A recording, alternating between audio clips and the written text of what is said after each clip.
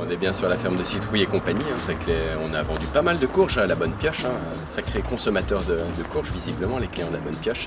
Donc c'est vrai que c'est un légume qu'on aime bien, il a quelque chose d'assez extraordinaire quand on le sème et qu'on voit ce qu'on arrive à récolter après sur un champ. Et puis la compagnie, parce que finalement je suis maraîcher, donc gérant de la ferme, mais je suis en compagnie de plein d'amis, de familles, de partenaires qui permettent à cette ferme de vivre aussi.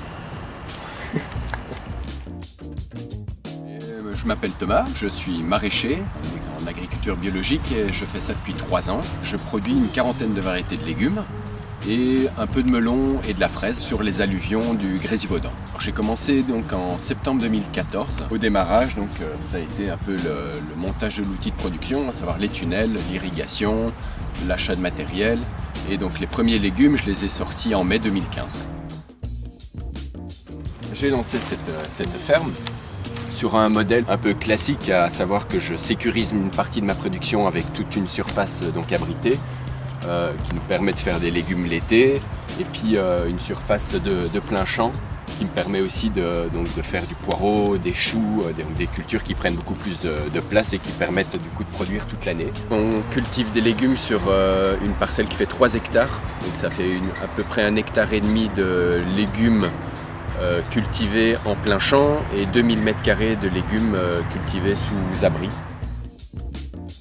On produit du coup des légumes en agriculture biologique, donc c'est quand même basé sur rendre son sol vivant pour qu'ensuite on ait des résultats concrets de légumes sains qui ont du goût.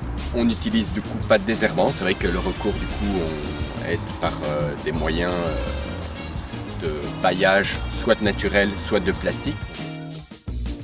C'est que les courges doivent être conservées entre 12 et 17 degrés. C'est un légume de conservation, donc on essaye de garder le plus longtemps possible pendant l'hiver. Donc sachant que par exemple donc la butternut, on arrive à la faire venir jusqu'à fin février-mars, voire plus selon les conditions. Et puis donc stocké avec les potimarrons, les longues de Nice, les muscades de Provence. Et en général, celles qui se conservent moins longtemps sont les potimarrons jusqu'à fin décembre.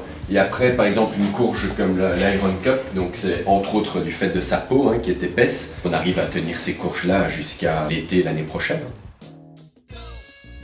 Dans sa cuisine à température ambiante.